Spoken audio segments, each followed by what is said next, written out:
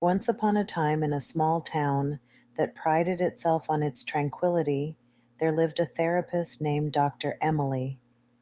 Dr. Emily was the go-to mental health expert in town.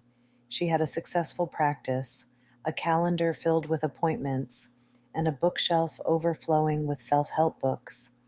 Her clients trusted her to guide them through their darkest times, and she was known for her calm demeanor and sage advice. But what no one knew was that Dr. Emily had a secret. She was slowly losing her mind, and not in the poetic, staring out the window while pondering the meaning of life kind of way. No, she was quite literally going bonkers. It all started innocently enough. Dr. Emily noticed that after years of listening to other people's problems, she was starting to take on their issues. Her mind became a chaotic mess of everyone else's anxieties, traumas, and neuroses. She began to hear voices, not the "you need to see a psychiatrist" kind, but more like a Greek chorus of her clients' problems narrating her every move. "Why did you leave that towel on the floor, Emily? That's clearly a sign of your deep-seated fear of commitment," the voice of her OCD client would say. "You're not really happy with your life, are you? Maybe you should move to Bali and become a yoga instructor," suggested the voice of her midlife crisis client. Dr. Emily tried to shake it off. She tried yoga, meditation, even crystal healing, but the voices persisted.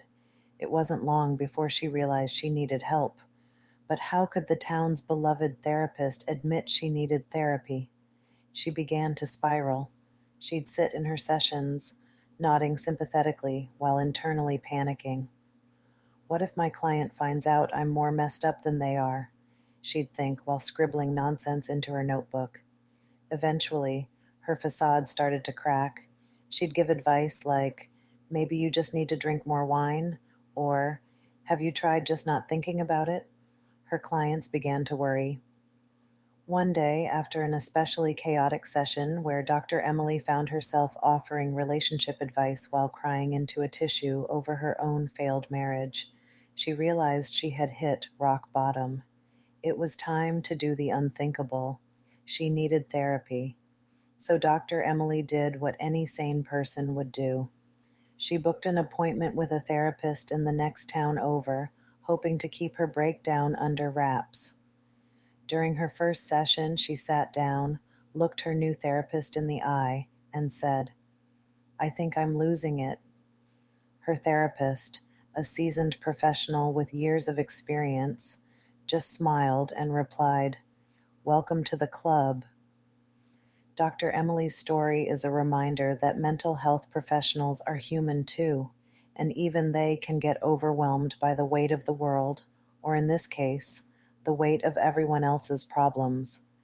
She learned that it's okay to ask for help, and that sometimes even the therapist needs therapy.